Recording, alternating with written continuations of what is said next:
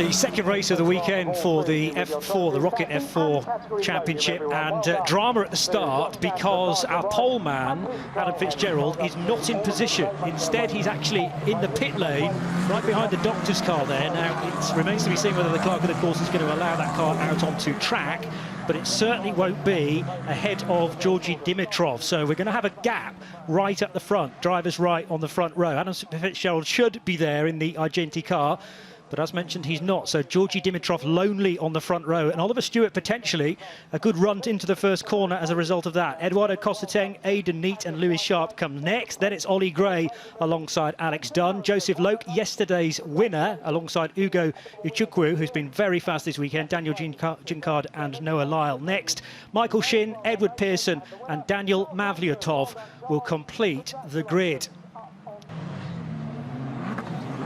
Out of the hairpin, the cars come then for the latest round of the championship. This will be round 17 of the ROKiT F4 British Championship, certified by FIA. Remember that it is a reversed grid from the result from yesterday. So the top 10 have been switched around. That means starting way back, yesterday's winner, Ugo Uchukwu, with plenty of work to do. And the championship leader, currently a bit of a runaway championship leader on 259 compared to Ollie Gray's 204 points, is in 8th spot.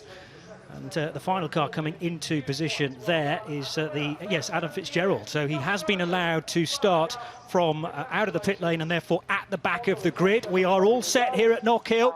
At the crack of dawn for the F4s then. The red lights go on and a 20-minute race about to get underway with a good getaway from the outside of the front row for Georgi Dimitrov, but he's going to be matched for pace all the way down. Big wiggle midfield as well. I think that was from Ugo Uchukwu, but to take the lead into Duffers Dip, marginally, but then he gets it back again. It's Oliver Stewart who was briefly ahead, and then Dimitrov able to slice across the nose of the number 4 car and will lead for the first time into Butchers and over the rise into the chicane. So it's Dimitrov from Oliver Stewart, the top rookie. Eduardo Cosseteng in the 16 car looks to have slotted into 3rd position, and then it is Aidan Neate. Big lock up there early doors for Michael Shin. That's not going to do his tyres too many favours. And off onto the gravel, Joseph Loke on the opening lap on the exit of Clark's. So Joseph Loke, who had a great day yesterday, a winner here at Knockhill on Saturday evening, but Joseph Loke, starting from 9th position, has lost a lot of places there. Side by side as they come out of the hairpin, with on the inside line it's Oliver Stewart and Eduardo Cosseteng trying to gather the grip as they head down towards Duffers Dip, towards the outside. Can Cosseteng hang on? He goes to the grasscrete and no, stays in 3rd position because Ollie Stewart, in fairness, stood his ground. The problem is that's lost him quite a bit of distance now on the race leader, Georgi Dimitrov, who is scampering away, and they're stacking up behind this as a result. Big problems though coming out of the chicane, with a couple of them off, including who should have been on pole position, Adam Fitzgerald. He does wriggle free of the kitty litter, but Daniel Mavlyotov heavily delayed there, fully sideways and just about finding traction. Now all locked up and just about crossed up is Oliver Gray in the blue car. He actually did well to get the car stopped into the hairpin and get the required turning locks to motor his way up the hill. Very steep hill to the line here, and it's so crucial to get a good exit therefore out of that final hairpin. They're still jostling for position, a couple of rookies, including Ugo Uchukwu, who's not made much progress. He started 10th, he's got up to 9th, and now the man that stands in his way is Daniel Ginchard in number 49. Over the line goes the race leader, Georgi Dimitrov. 2.5 seconds is the gap now back to new 2nd place man, Aidan Neate. And then this queue, headed by Eduardo Cosseteng, having a long look at the inside there is Lewis Sharp in the black car, number 11, didn't quite get through. The danger here for Sharp, having to attack and defend at the same time, might mean that championship leader Alex Dunn is able to get through, although, I think, look at it, Dunn has lost the position to Ollie Gray. So Gray in the blue car, then it is Dunn, and behind, a long way off into the gravel, that was Oliver Stewart losing more time. Dimitrov's over the line with another fastest lap, so he's extending his gap to 2.6 now. Another 1/10 of a second gained. As up the inside, little look there into the hairpin from Oliver Gray, didn't quite work, and now Gray very much on the back foot. He's lost his rhythm, holding an arm up in gesticulation it looks like, and alongside him is Alex Dunn. eager to gain some of these places back again. Remember, he leads the championship by almost 50 points, and that's a very neat and tidy overtake into Duffer's Dip to depose Oliver Gray, although Gray's not going to give this one up just yet. Ran alongside into McIntyre's, now through Butcher's, this complex part of the circuit. Dunn is losing a bit of ground on the two ahead of him because he's got his arms full of Oliver Gray in the blue car. And as the race leader, it's splendid isolation now, Georgi Dimitrov. Probably up to 3.5 seconds when they cross the line at the end of this latest lap. And a little bit sideways, fully sideways for Aidan Neate, and this is surely Eduardo Cosseteng's opportunity. It came as a result of a mistake, losing it at the chicane, and Cosseteng goes through. And maybe a few spots of rain there at Clark's, the right-hander, might be the reason for that. There was also fluid dropped earlier on in the day with some cement dust laid down at this corner, the hairpin. But yes, maybe just a little lack of grip that time around as Aidan Neate headed through the chicane. As we home in on half distance, and Ugo Echukwu is now going to get the track limit flag as they dart into the hairpin at the end of the lap, and that was Louis Sharp, both attacking and defending at the same time, because Alex Dunn, I'm sure he could see him in his mirrors in the 22 car, although interestingly now Dunn's gone for the attack. He's slower out of the hairpin, and now he's properly under pressure from the 63 car of Oliver Gray behind the blue machine. Remember, all these cars now carry the halo device around the cockpit. That's a change for 2022 to bring them into line with single-seaters further up the ladder. And it also means that the drivers get well practiced in the more limited visibility, but clearly absolutely essential these days for safety. You've got to take that absolutely narrow racing line now through Clark's corner between the gravel, because if you venture off circuit and offline, you're going to risk punctures. There's a slight mistake there from Aidan Neate, just the merest of lockups on one of his front Pirelli tyres, and now is he a sitting target for Louis Sharp. And also look to the right-hand side of your shot, because Alex Dunn is trying to work his way through as well. Watching it all unfold, and might be the best of benefit, is Ollie Gray, the fourth in this sequence. What a fantastic battle pack. They're all over the road, and look at now Ollie Gray round the outside of Alex Dunn. That could be an amazing overtaking. He can pull it off, keeps it on the black stuff, and yes, he's through. Superb. Later on the brakes into McIntyre's. He hung it out to dry on the outside line. It's a dangerous game to play, but you do stand to gain so much.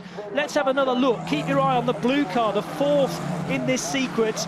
Alex Dunn actually going for an overtake himself on Louis Sharp, but then feinting around the outside, not even spotted by Alex Dunn. There is Oliver Gray, and through into fifth place. So there's more carnage coming out of the chicane, and that is Louis Sharp being heavily delayed. There are a couple of cars that got through, and Daniel Ginchard wants a bit of this as well. Ugo Echukwu looking for one-way by to the right and now to the left, and Ginchard stuck there between Louis Sharp, who is recovering, three abreast into the braking area, and Echukwu asks a bit too much then of his Pirelli tyres, has to run out wide. Ginchard did not get in front of Louis Sharp, who has dropped back to 6th position.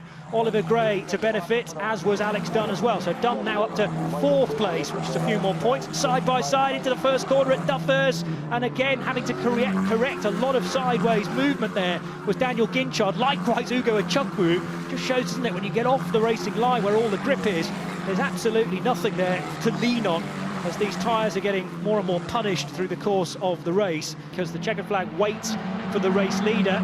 Gaps come down briefly to Eduardo Cosseteng, but that's more so Dimitrov, I think, realising he's got enough in the pocket now and doesn't need to take as many risks, unlike Aidan Neate, who slammed on the anchors there and just a bit too late. Again, is that a tyre that's been punished more so than the other three, because Aidan Neate now is bolted to the right-hand side of the circuit, desperate to try and defend from Alex Dunn in car 22.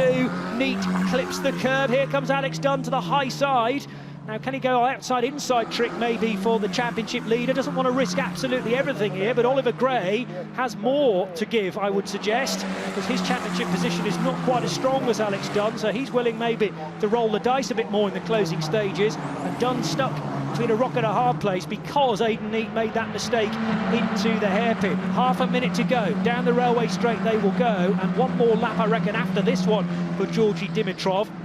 6 seconds now the gap from Cosseteng back to Aidan Neate, who has cars to the left and cars to the right, and it's side by side between Alex Dunn and Oliver Gray, not for the first time. Remember, Gray pulled off that spectacular overtake 5 or so laps ago at McIntyre's, and he's going to try again into Duffer's Dip, but it doesn't quite work out because that was good car placement from Alex Dunn. He'll put the car right in the middle of the road into McIntyre's, and has so far managed to fend off the attack from the blue and black car of Oliver Gray, who also now has company with, tucked in behind, Lewis Sharp. Was 4th, made that mistake, now down to 6th. This, the final lap, though, for Georgi Dimitrov, who heads into the final corner with not another car in sight. And it's been a really dominant performance for Georgi Dimitrov, all about that race start. Eduardo Cosseteng, a strong event for him as well as the second race of the weekend for the ROKiT F4 British Championship. Fastest lap for second place man Eduardo Cosseteng, who will be 3rd amongst all this little lot. It's going to be tight at the line, but it's Aidan Neate by a nose ahead of Alex Dunn, the championship leader, in 4th. Then Lewis Sharp recovering to 5th. He had dropped back to 6th place, but managed to get Ginchard at the line there. Ugo Achukwu gained a couple of places as well, from 9th to 7th in the closing stages.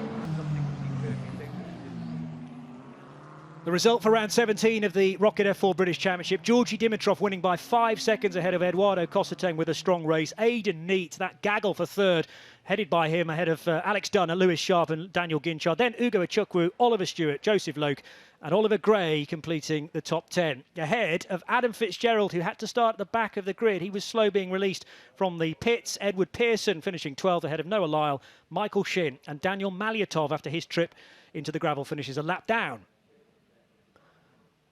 So the crowd very much enjoying the entertainment on offer this early on in the day, as the top 3 work their way then into Parc Fermé. And Georgi Dimitrov will be delighted with that dominant performance. There he is, clambering out of the cockpit with clenched fists, and I'm sure family and friends are just around the corner as well to offer their congratulations.